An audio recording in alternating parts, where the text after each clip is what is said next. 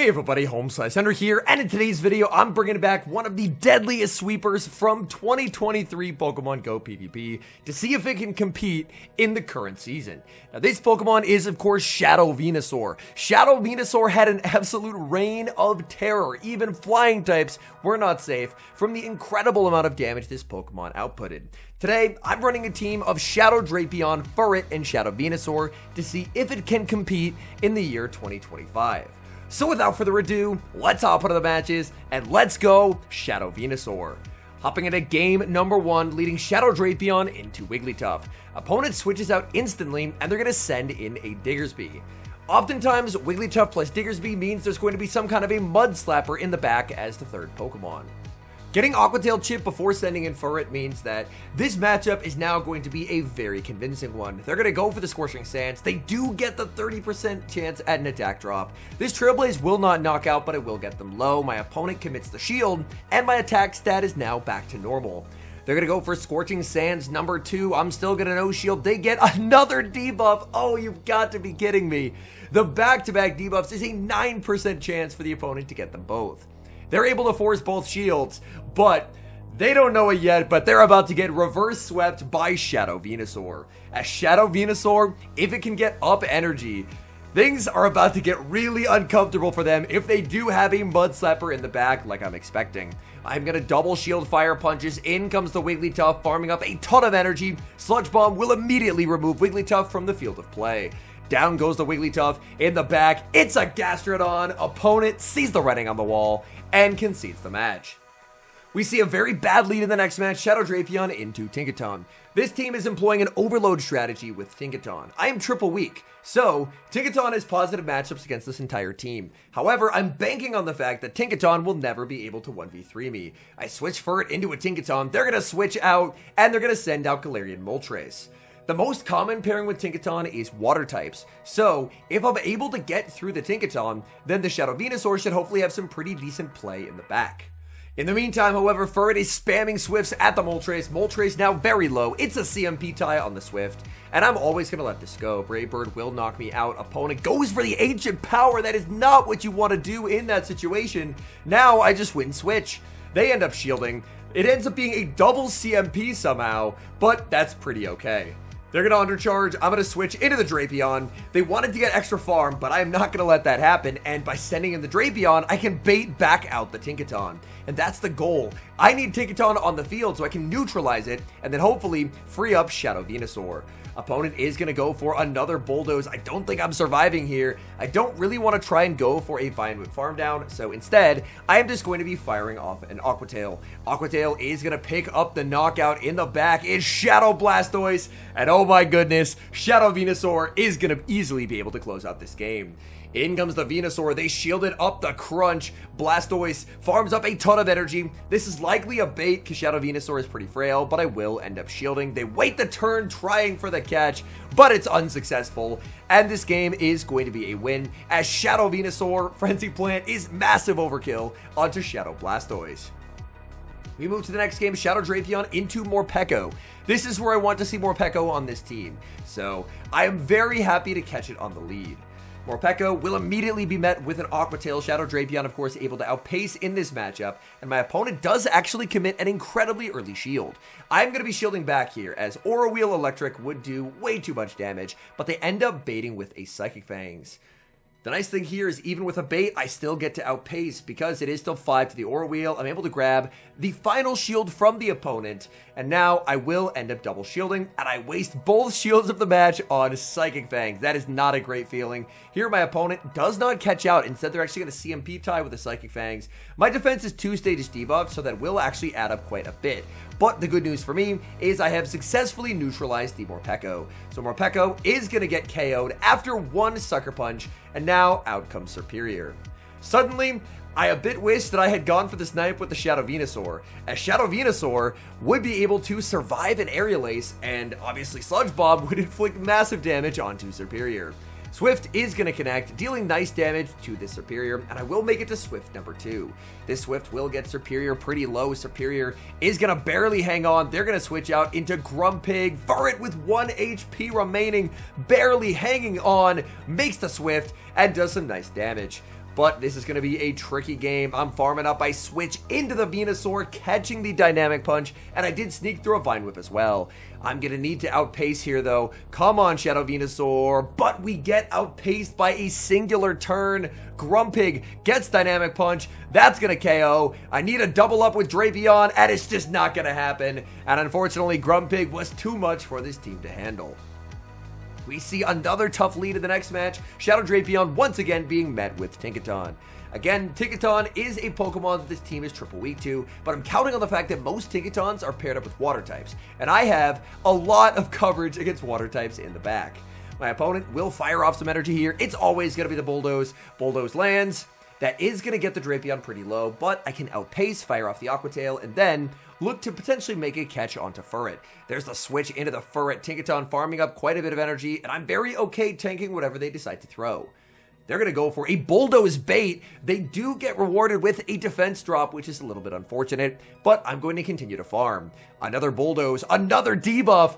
Oh, that is not ideal. I will go for the Trailblaze. Obviously, a Swift could have KO'd, but I want to exit this matchup with a boosted attack stat. So, when they send in whatever they send in, which ends up being a Sableye, my damage is a lot more threatening. The fact that they're sending in a Sableye, I am now convinced it is a water type in the back, and if so, this game is just going to be a win. Shadow Venusaur can sweep.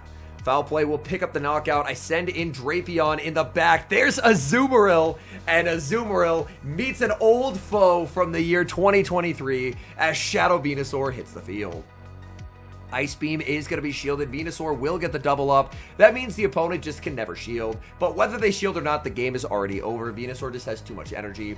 They end up shielding here. Maybe hoping, I guess, that I go for good timing, but I'm just going to undertap and win the CMP tie. Frenzy Plant removes Azumarill from the field of play. Back in comes the Shadow Sableye. Shadow Sableye will go for the foul play, but with a shield remaining, Shadow Venusaur is in control. Shadow Venusaur fires off this Frenzy Plant. And there's been a few games to start off with that Shadow Venusaur has done a really nice job of sweeping. And on top of that, we have had some pretty tough leads leading into Tinkaton. We move to the next match, leading Shadow Drapion into Shadow Typhlosion. Shadow Typhlosion, even against the Drapion, Incinerate will inflict massive damage. My opponent is basically forced to throw an alignment, because if they don't, then Drapion can always make life difficult with Aqua Tails. They're going to pivot out into Azumarill. I'm going to respond with the Shadow Venusaur. Ice Beam would inflict some serious damage, so I will give up the final shield. Being down 2 shields to a Shadow Typhlosion team is a very risky spot to be in, but I'm honestly feeling pretty okay, because I have so much energy stored on the Drapion, and I know Venusaur can still threaten Typhlosion. Azumarill shields, they play to the CMP tie, just like that. In a split second, I'm able to get both shields back from my opponent. The one uncomfortable thing is the Azumarill is not in a range where Trailblaze will knock out from the Furret, so I send in the Furret here, and I don't think Trailblaze will KO, so I decide to overfarm. This does mean that my opponent will get to connect with a Play Rough. Play Rough is going to inflict some pretty serious damage. I continue to farm, there's the switch into Typhlosion, and I will fire off the Swift. In hindsight, I should have just switched and gone for the Aqua Tail because I am forced to throw 2 Swifts here, so I end up losing a lot of energy to get rid of this Typhlosion. I've already lost a lot of HP in this match, and I still haven't seen their third Pokemon. Oh, that's a Chestnut. That's not what I was expecting to see whatsoever. Chestnut will be hit with a Swift, and now all this energy from the Drapion will come in handy. Drapion will fire off the Crunch. Crunch lands. I'll need another Crunch here, but I lose the CMP tie. That's an IV-dependent CMP, and it looks like they have an attack-weighted Chestnut. It wins the CMP tie. Furret needs a double up. That it cannot get. If I just threw the Aqua Tail, I think I was winning, but unfortunately, I tested the CMP tie, and I paid dearly. Here we are going to see a pretty nice lead in the next match, leading into Jumpluff and a save switch by the opponent into Blastoise. Blastoise, I decided to bank a ton of energy on the Drapion for later and send out the Furret. As Furret, I know that I can survive 2 Hydro Cannons. Not well. Blastoise is an absolute menace, but I will barely be able to hang on here and fire off this Trailblaze. Trailblaze into the Blastoise. Blastoise is going to commit a shield, and now this could set up an incredibly aggressive farm with the Shadow Venusaur. In comes the Shadow Venusaur. Blastoise gonna fire off some energy here. This is just a Hydro, so I am gonna let this through. They pivot back into the Jumpluff trainer. I don't think you want to do that, and they immediately resign the match. Sludge Bomb wouldn't have knocked out there, but a Sludge Bomb would have put them into perfect farm down or Aqua Tail range for the Drapion. Speaking of Drapion, we're leading into Clodsire in the next match, and this is a core breaker. Clodsire does pretty well into this entire team.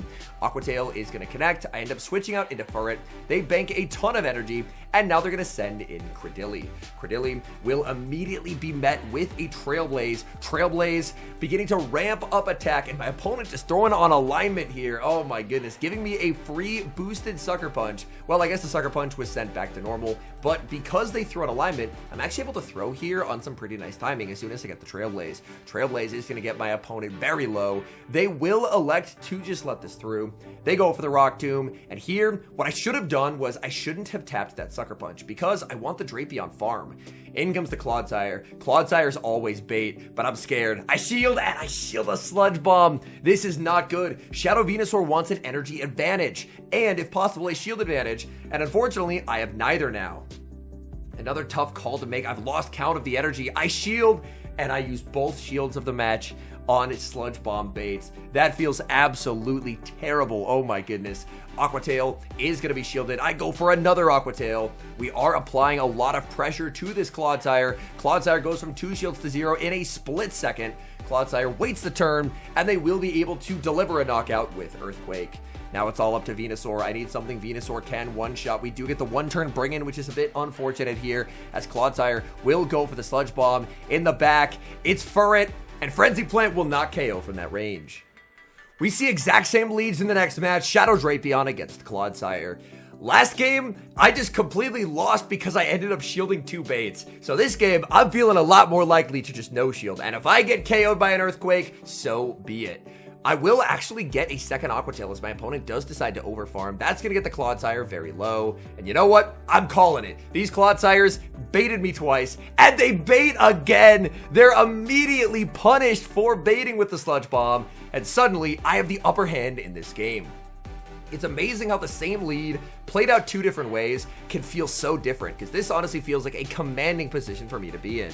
I'm going to send in the Shadow Venusaur, and Shadow Venusaur, up energy, I think is going to be very, very strong here. Sludge Bomb is going to be shielded. My opponent pivots into Cradily, and if this is the same team as last time, then it's going to be a Furret in the back. Cradily, massive damage from the Shadow Frenzy Plant. Look at Venusaur go. Cradily will fire off a charge attack as I switch into the Furret, and it is going to be the Rock Tomb. Rock Tomb is going to debuff me, and I will just fire off the Swift. I guess I could have gone for a CMP tie there against Cradily with a Trailblaze, but I did want to exit with some energy, because if it's the Furret in the back, all I need is a little bit of chip damage, and then it's going to be in Frenzy Plant range. They end up CMP tying me, and that is just going to cost them the game, because that does not KO.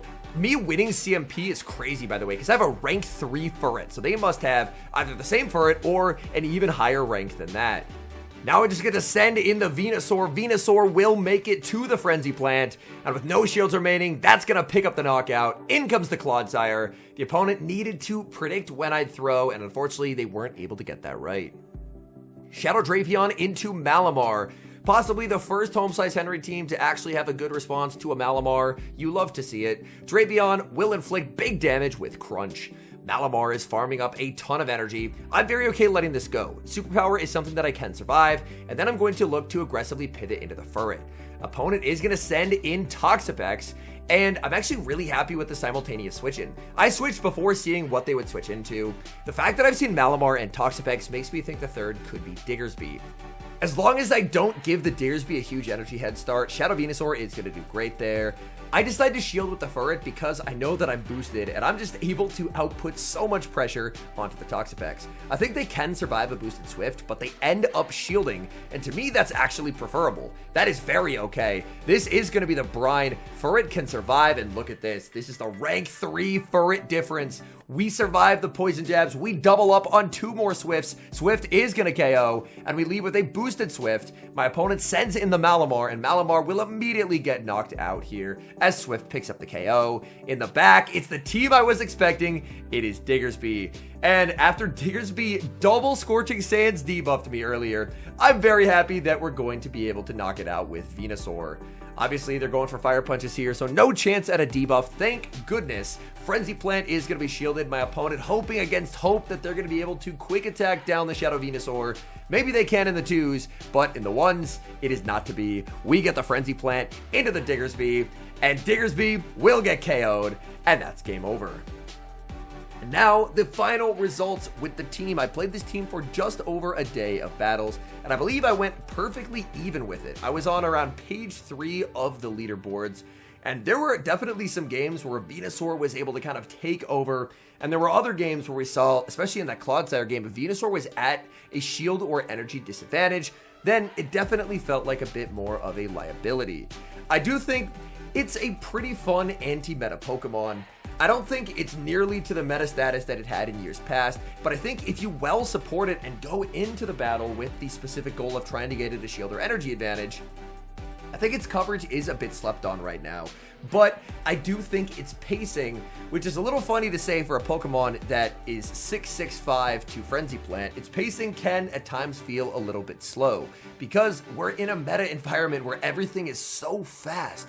We have Furret spamming things out every 10 turns. Malamar this season now spamming out every 10 turns as well. So 12-12-10 can end up feeling a little bit slow. But Shadow Venusaur will always have a special place in my heart for how fun it was to run when it was like peak Shadow Venusaur gaming. So I did have a lot of fun taking a bit of a stroll down memory lane. Again, I feel like going about even on the leaderboards, I mean, it's a pretty solid showing, but usually I do prefer to see a lot more positive results for me to recommend a team, so I don't think I would recommend this team for elo gains. But if you're just looking to have a fun day of battles, I think you could do a lot worse than Shadow Venusaur, because Shadow Venusaur, down energy or down shields, it's going to struggle a lot, but it can be really, really fun to reverse sweep some of those fast move, pressure heavy, mud slap plus charm teams. Anyways, thank you guys so much for watching. If you enjoy watching content like this, please do consider leaving a like on the video and subscribe to the channel if you haven't. And a special thank you as always to our channel members here on YouTube. The support you guys provide to the channel is so sincerely appreciated. So thank you guys oh so very much. And until next time, I've been HomeSliceHenry.